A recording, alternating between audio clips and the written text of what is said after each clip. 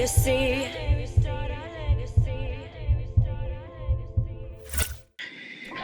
What's up, everybody? Legacy here, back for Critical Points and The Climb, episode 11, I believe, and I have a very special guest today on the line, Jacob, also known as BeginningsAoV. Say what's up to everybody. Hey, how's it going, guys? Yeah, I'm Beginnings. Welcome to the show. So, as I do with all the podcasts, introduce yourself and tell us about your journey and how you got to where you are now in mobile gaming. So, my name is Jacob. Most people know me by Beg online or Beginnings. I got into mobile esports, I would say, like, not esports, but mobile games about like 3-ish years ago. I played ML. And then after about a year and a half of playing ML very casually, I kind of got really lucky and got into a situation where I ended up talking to Immortals while playing AoV. And then once I signed with Immortals, my esports career kind of just took off. I signed to a few different teams after that, competed in the World Cup, and yeah, it was great. Most people know at this point that AoV esports is like super dead. There's nothing going on. So right now I'm working and trying to go back to school, but the whole coronavirus thing is kind of hindering the whole school thing. Absolutely, absolutely. So you got to be in some of the biggest orgs like Immortals and stuff. So, and how was that kind of changed your life from a gaming perspective? Has that like affected you positively, negatively? Like, did you learn a lot from it? Yeah, working with orgs has taught me a lot. I wouldn't say it was a learning experience. I wouldn't say like working with the biggest orgs is the best. I personally, the best org that I ever worked with was actually Tribe. They were very transparent about everything. They communicated everything very well. They took great care of us, made us feel like very just welcomed and a part of the family and a part of, you know, everything that Tribe does. Yeah, I don't know. I feel like I've just had a really bad experience with orgs. I've kind of gotten screwed over by a few. I'm kind of in the midst of like suing my old org, so Oh, no. you know, yeah. See, that's the stuff that people don't realize. You want to be a pro player, and you get to that point, and then maybe the situation isn't what you thought it was, and that's kind of interesting to hear Right. your side of that story, because, like you mentioned, you have worked with some of the big orgs. Tribe being one of my personal favorites. I feel like they're 100% mobile centric, and you guys can check out the previous one I did with Nightlight about like their vision and stuff, and I feel like they're definitely an org that I think will jump 120% into Wild Rift as we get into that later. So, Oh, for sure. So you've gotten to play on some of the biggest stages and represented North America in the AIC. Tell us what that feeling is like, traveling the world, representing your country, and playing on these big stages against some of the best players in the world, with some of the best players in the world. It is very surreal to go from like playing mobile games on my couch to living in LA to literally traveling the world. It was absolutely insane. I miss it more than I've missed anything in my life. I'm constantly talking about how much I miss competing and how much I can't wait for Wild Rift to come, because like there is nothing in my life that has fulfilled that drive to compete and to be the best like playing AoV has, and I'm just really excited to get that back. You know? Yeah, I 110% agree. Once it's you have that itch and you have that taste, especially if there is bad blood, like you guys, you might have left it all out on the table, and now you still want to prove yourself. And especially with the stigma Right. of the NA versus, or I guess the East versus the West, the East always dominates. So I feel like maybe Wild Rift could be the chance for NA to really rise and shine. Ooh, that would be spicy. Yes, definitely would be interesting to see. Unfortunately, we don't get the alpha and the beta yet, but speaking of alpha and beta, how do you feel that Wild Rift can or will change the MOBA scene, specifically for North America? I already know it's going to be massive global launch, but for NA, what do you think it's going to do? I'm really hoping that it brings some sort of legitimacy to mobile esports in the West.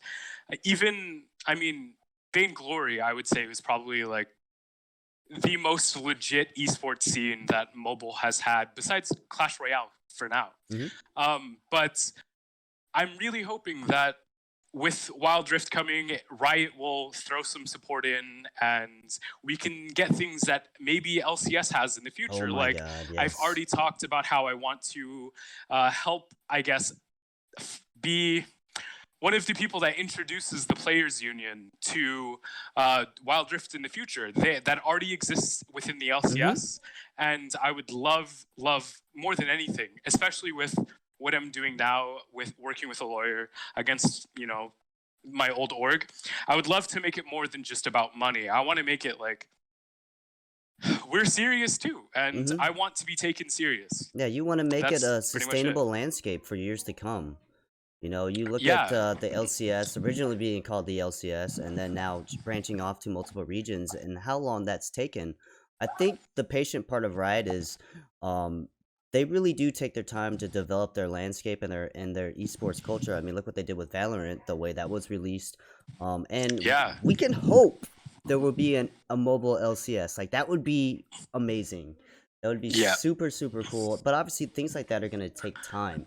Mm-hmm. So now, when this game does drop, who are some of the players you look forward to seeing again? You mentioned earlier, like how you can't wait to play with your friends again. Who are some of the people you look forward to playing with again on the Rift? And do you kind of already have a team lined up? Possibly some of the NA roster from AWC, or do you have like something new cooking? I don't have any like plans at all for a team in the future. I think it'll kind of happen organically, especially as the game comes out. Everyone can talk all they want about how good they're going to be at Wild Rift, but once we're on the Rift, we'll actually see who's good and who's talk, and I think that's when alliances will start forming and whatnot. You mentioned if I had anybody in mind, like to play with, and I would really like to work with Zane again. He's just a very, very talented player naturally, but more than that, he is so driven. I've never met anyone like him within esports that is so dedicated to just being the best. He doesn't care about like anything but being the best, and it's a very admirable trait. In my eyes, and I would love to work with him, especially I feel like I've grown as a player and as a person, and I feel like together we could really leave a mark on the world really within esports. Yeah, I mean Zane still popping off, dude. In ML, he's averaging 1,000 concurrent viewers per stream. He's definitely he can transition from any game and dominate it. So I definitely agree with you on that. That's definitely like a player that I've kept an eye on as well, because I feel like he's gonna do some great things in Wild Rift. Even Undoubtedly, though the game is gonna be mechanically way different from any of the other games that I've seen on mobile. So I think it'll take these very seasoned players maybe a month to get the meta and understand like the wards, understand like the builds and all that stuff. But then once that happens, you better believe I'm watching every player's videos and stuff on the builds and the counters and stuff. So I think the NA scene has a plethora of talent that can go far. So now you've been a part of some of the best mobile teams and orgs with Wild Rift coming. Do you expect more T1 orgs to enter? And if there was an org that you'd love to play on, who would it be? I mean, you did mention VG. VG had some of the biggest names as well back in the day. But I think Wild Rift brings a new opportunity. So who would be, like, if you had your dream org, who would it be? So I've always had a dream, like even my phone's screen background right now is 100 Thieves. It would be probably a very small dream of mine to play or represent 100 Thieves. That would be literally a dream, actually. I don't know why I'm trying to cap. It would be amazing. That's actually an interesting choice, because if you look at that Nate Shot and they have Papa Smithy now for their coach and management and stuff, I feel like someone who really understands the game, I feel like that's a very interesting choice. Most people, I think, would instantly say C9 or TL, but I love the fact that you went with 100 Thieves. So that's really cool. I think most people would just go with C9 or TL because they're kind of the very well established. TSM also another very well established org within NA. Like everybody knows that is involved with esports. Everybody knows TSM, C9, TL. Like those are the biggest names by far. But I think 100 Thieves offers, or really kind of pioneered the whole, oh, these are content creators Mm-hmm. that happen to work for us sort of Mm-hmm. thing. They very much pushed the whole, you are a brand and we are Yes. going to help you grow that brand so you can help us make money. Like, it was genius. It is genius. And I think that if they continue down the path that they've been going down for the past year and a half, 2 years, I think they'll be like the next C9, the next TL. Mm-hmm. I just have great hope for their future. Mm-hmm. Now, see, you specifically brought up building your brand. You are the brand. That kind of literally segues into my next question of, have you been able to build your status brand in your career in the mobile genre? And do you feel like content creation has helped you along the way? So I was actually having this conversation with my mom like a few weeks ago. And it's really funny that you asked that, because I think that was my biggest mess up. Like, I definitely dropped the ball with being like young and just getting into esports. So many people told me, you should make YouTube videos, you should stream. I really should have. I could have grown my brand so much more. I could be in such a better place now if I just listened to those people, but like ego and anxiety got in the way. And I think that's going to be the biggest change between AOV and Wild Rift for me personally, is I really, really want to focus on setting up a future for myself. Mm-hmm. I would love more than anything to be able to do mobile games for the rest of my life, you know? And Mm-hmm. I just have to take the steps to be able to get there. Mm-hmm. I agree 100%. And it sounds like you spoke to your mom about that. And this is something that I think is important is, does your family support your career? You know, like they've seen you travel the world and stuff. At first, I feel like most younger people and their families, like they just don't get esports, but it kind of seems like maybe your family does. Well, yeah, it took her like a little bit of time. She was kind of mad, like when I would just be like playing games, but it was always like, oh, don't worry, like I'll go pro. I'm gonna go pro. Like, there are these opportunities. I promise. I know you can't see them, but they're there. And I mean, once I got my first offer, really, is when I sat her down and I talked to her. I was like, this is like really serious, and this is what I'm being offered, and this is where it is. And she was like beyond supportive. Oh, that's My mom amazing. has always been very supportive of me, and I think that's probably why I even had close to the success that I had, is having that support system behind me. It's funny how often, like, I'll meet somebody that's a friend of my mom's, and she's like, oh, you're the gamer. Mm-hmm. Or like a friend of my grandparents, like, oh, you're the gamer grandson. Like, that's just, every time I meet someone new, it's always, oh, you're the gamer. And I don't know. But that's It's a funny good that, thing. That's a good thing. yeah, it makes me feel happy inside, because it just means that I know that my family is talking highly of me. You know what I mean? That's good. I mean, they literally can see you in videos, in tournaments around the world. So that's definitely something amazing. I mean, to get that support is I feel like it's rare. I think it'll take another 5 to 10 years before esports is kind of considered like, oh, hey, that could really be a career. So, for those who may be new to the mobile genre, and we know how mobile gaming goes, whenever the next wave is, people jump on board. So what kind of advice could you give people entering into this type of game and type of genre? So, a lot, honestly. I would say the best way to get better at MOBAs is to check your ego at the door. The only way you are going to, as someone who's striving to become a professional, not just a casual player, if the only way you're going to get to the level of being a pro against like very established veterans is just acknowledging that you were bad. And as long as you have the idea in your head that there is always room to improve, that there's always something to focus on, you will just continue to get better. And at that point,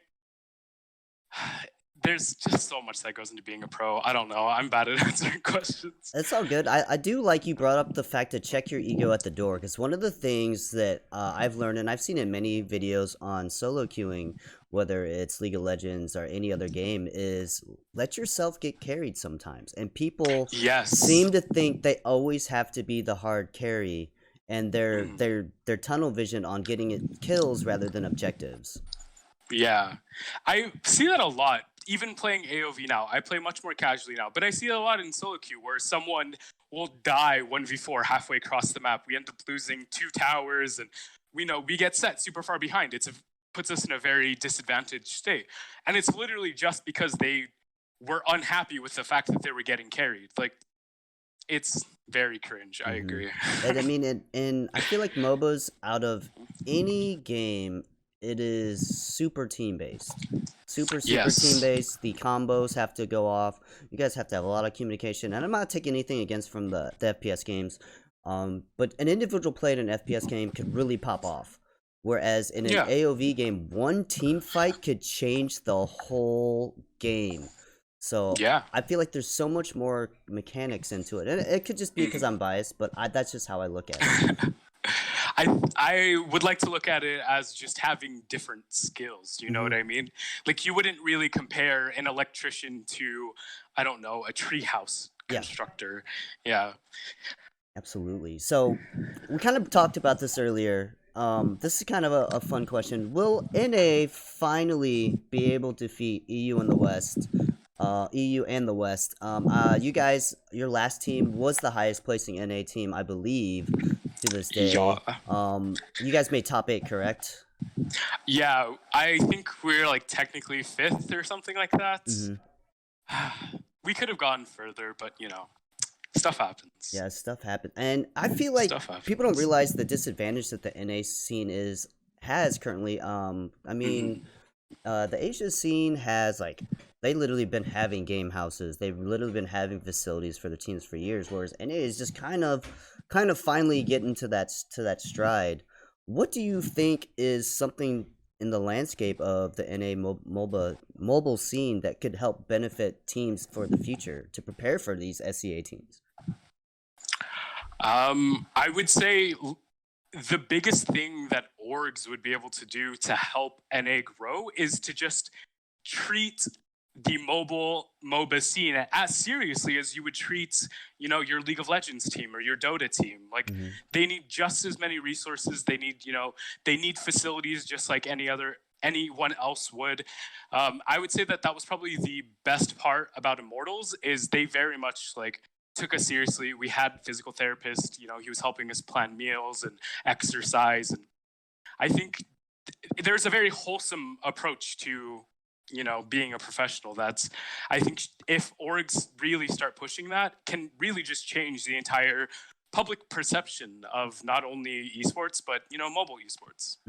Now, and you talked about this a little bit earlier when you signed with Immortals, and how important, though, do you think it is to build your brand individually when looking to build a team? Or how did you get orgs to actually look at you? I get this question all the time: is, hey, can I join your team? And I always respond with, or like a T1 org will scout you out, kind of thing. What are your thoughts on that? Yeah, building your brand is really important. Earlier when I talked about signing to Immortals, I mentioned that I got lucky. I was a nobody. I was literally a nobody. Immortals took a very, very big risk signing me, and they made it very clear from the beginning. Like, you realize you have no name, and they were literally just going off of the word of my teammates, who obviously are going to be biased. And so I would say not all orgs, most orgs aren't going to take that risk. They're not going to take that chance. And if you don't have some sort of catalog or a YouTube channel or a Twitch channel with VODs or, highlight reels and an established social media, all of those things scream dollar signs to organizations. And it's going to be really hard, especially when there's a lot of competition, with other players trying to go pro. It is going to be very difficult to go pro in Wild Rift if you don't have, a a thumbprint on the internet, basically. I like Or that. if you're not like, if you're not just absolutely massacring everyone, and if you don't have social media, you're not going to get signed to it, is how I see it. Really. Yeah, I mean, and it's gonna get really saturated. You have 3 Yeah. mobile titles. You have Arena of Valor, you have the former Vainglory Pros, and Mobile Legends. So, out of those 3 games, that is a lot of mobile players that will be going into this one game. Yeah. Who do you think has the most advantage going to this game based off what you've seen of Wild Rift? I mean, as dumb as this is gonna sound, it's literally just because of 2 people, though. I think ML will end up on top. Just because, I mean, Zane and Hoon are both playing ML right now, and I think the world of those 2. They are 2 of the most mechanically gifted players. They are incredibly intelligent, and they learn so fast, and I think those 2 are just going to take over everything, and everyone else will be kind of just following along. Zane is also very good at grinding too, so I have a pretty good feeling he's going to make a name for himself early on. It's unfortunate because Razer does the SCA games, and Mobile Legend has been one of their games twice in the past 2 years, and I wish that he could just like play for one of the teams over there just so I could watch him. Yeah. I mean, Basic, he played on a Arena Valor team in Season 3 of Valor Series. He's playing ML professionally in the Philippines right now for LVL Esports. Wow. Yeah. Yeah, that's... Yeah, in fact, he formed a team, and then an org scouted their team and decided to sign them.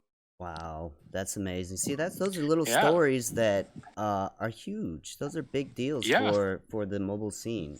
So, all right. So, final question is always a little fun one, and it's always pretty much the same.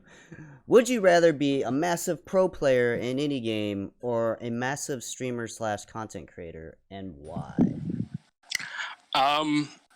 I've always thought this, but I would much rather be a hyper famous content creator, because you make so much more money, and I mean, I wouldn't say it's less work, I would just say it's less grueling work, I guess. Like, when you're a pro, it's kind of grindy. That's, you know, a lot of players have to face burnouts and stuff like that, and if you're a content creator, you can face burnout too, but it's also a lot easier to get away from the burnouts.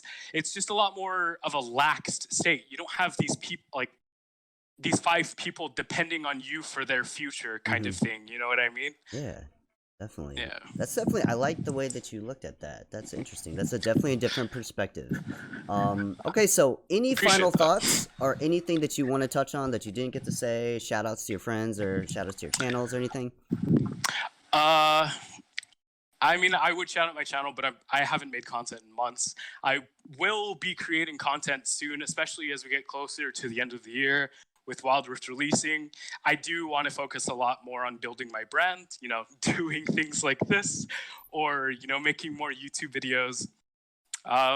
Shout out to, I don't know, everybody that I know.